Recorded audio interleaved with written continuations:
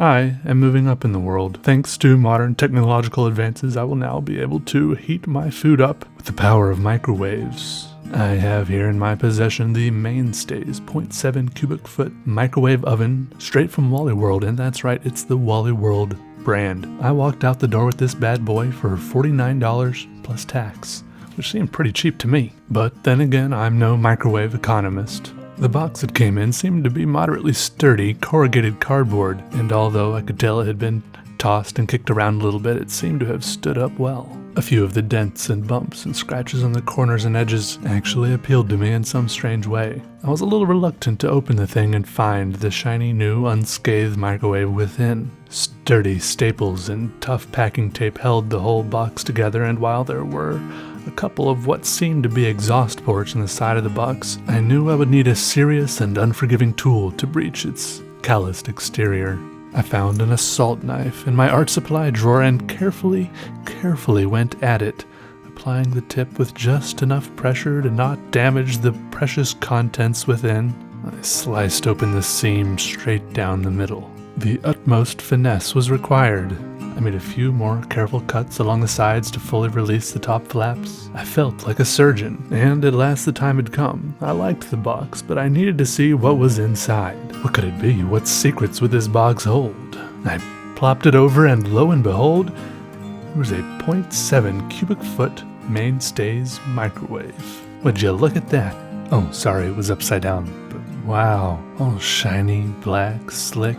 No longer will I try and fail to boil water to make my ramen noodles. No longer will I snarf down my SpaghettiOs, cold and clammy from the can. Surely this household appliance heralds brighter days ahead for me.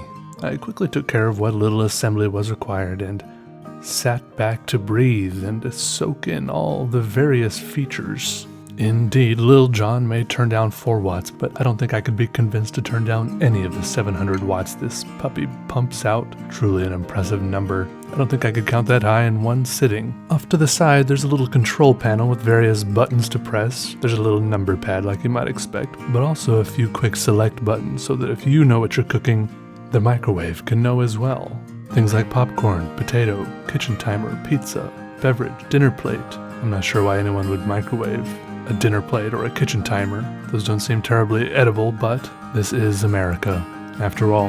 The inside of the compartment had a small metal panel that I was not sure was supposed to be there, but after removing it, I was sure it was supposed to be there. There were a series of pleasant, round-holed grates, and the whole thing had a very stormtroopery fashion sense. From the rear panel sprouted a very sturdy-looking power cable. I didn't try yanking on it too much, and printed there in another grate that would make anyone's trypophobia flare up were strange alien symbols. Now probably one of the crowning features of this item is stamped right here on the back, this logo of authenticity, the Walmart stamp itself. So you know where it came from. There's no escaping it. No escaping it at all.